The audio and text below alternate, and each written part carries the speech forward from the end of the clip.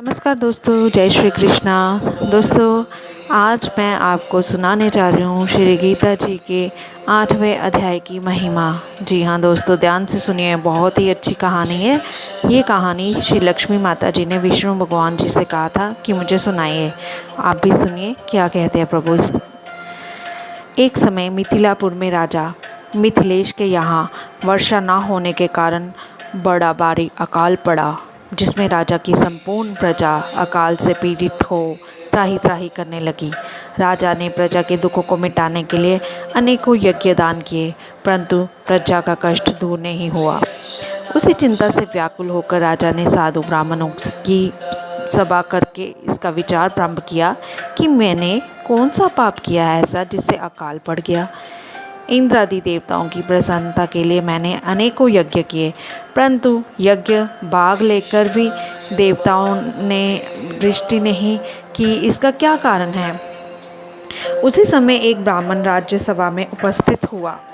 राजा ने ब्राह्मण को अत्यंत तेजस्वी जानकर सभा से उठकर आदरपूर्वक बैठाया और उससे भी वही प्रश्न किया। ब्राह्मण ने कहा, तेरे राज्य में एक ब्राह्मण को संतान नहीं हुई थी। वह ब्राह्मण संतान के लिए अश्वमेध यज्ञ करने के लिए सब सामग्री इकट्ठा करने लगा, तो उसे कोई बकरा नहीं मिला। हार मानकर वह ब्राह्मण दुग्धमयी बकरी का बच्चा बकरी सहित मोल लेकर बच्चे को हवन में देने लगा।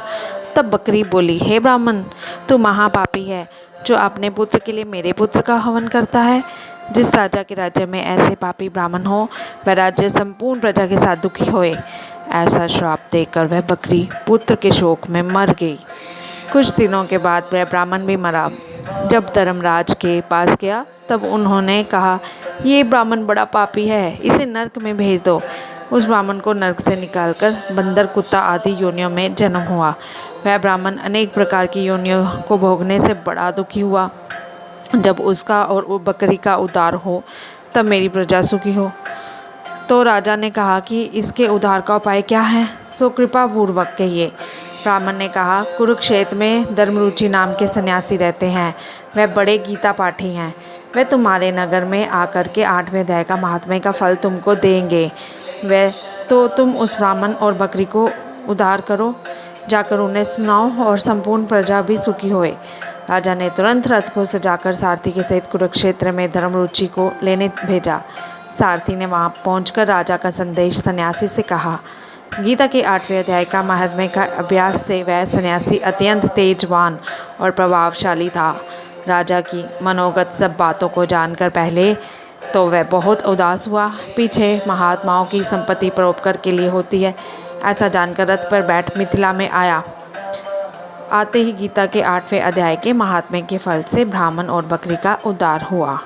वह दोनों उद्दम देह से छूटकर परमपंथ को पहुँचे और नगर में अपूर्व वृष्टि हुई। जी हाँ दोस्तों, देखिए, ये कथा सुनने से उसके जन्मों के पाप कटे और उसका उद्धार हुआ। तो दोस्तों, आप भी गीता जी की महिमा का अध्याय शेयर करें। ये कहानी सबके कानों तक जाए, क्योंकि सबको आखिर में मोक्ष प्राप्त करने की इच्छा तो है ही है। तो दोस्तों, ज़्यादा से ज़्यादा शेयर करें। तब आपको मिलूँगी नई कहानी, नई कथा, नई सोच के साथ अगले वीडियो में। तब तक के लिए धन्यवाद।